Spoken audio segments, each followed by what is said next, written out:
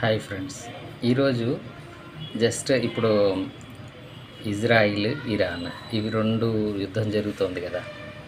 దాని గురించి చాలా సింపుల్ వర్డ్స్లో చెప్పుకుంటే బెటర్ అని ఒక చిన్న వీడియో క్లిప్ చేద్దామని చేస్తున్నా.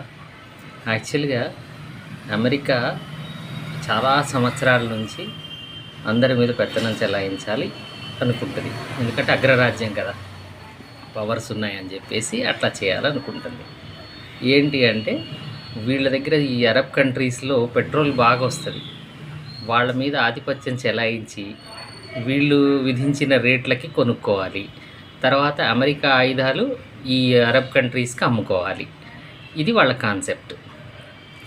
ఆ విధంగా చూస్తే సద్దాం హుసేన్ అంటే ఇరాక్, లీబియా, తర్వాత ఈజిప్ట్ ఇట్లాంటి కంట్రీస్లో తిరుగుబాటు వాళ్ళు ఆ లీడర్స్ తిరుగుబడి వాళ్ళ దగ్గర వెపన్స్ అవి కొనకుండా వాళ్ళకి తిరుగుబడి వాళ్ళు మేము సొంతంగా అమ్ముకుంటే బెటరు, మాకు మంచి ప్రైజ్ వస్తుంది, ప్రపంచంలో అన్నీ ఎక్కువ అమ్ముకుంటే మాకు అన్నీ బాగుంటుంది కదా అనుకుంటారు. సో అది అమెరికాకి ఇష్టం ఉండదు. కాబట్టి ఇజ్రాయిల్కి ఒక పావులాగా వాడుకుని ఇజ్రాయిల్ వంక పెట్టుకుని ఇక యుద్ధాలు చేసేసి వాళ్ళకు అనుకూలంగా లేని వాళ్ళని తప్పించేసి వాళ్ళకి కావాల్సిన గవర్నమెంట్ని ఫామ్ చేసి ఇంకా వాళ్ళ ఇష్టరాజ్యం అన్నట్టు అమెరికాది. సో అట్లాగే ఇప్పుడు ప్రస్తుతం జరుగుతున్నది కూడా ఇరాన్లో కూడా అదే. వాళ్ళని కూడా తప్పించేసి వాళ్ళ గవర్నమెంట్ ఫామ్ చేసుకుంటే, వాళ్ళకి కావాల్సిన విధంగా చేసుకుంటే ఇంకా వాళ్ళకి గవర్నమెంట్ ఫామ్ చేసుకోవచ్చు.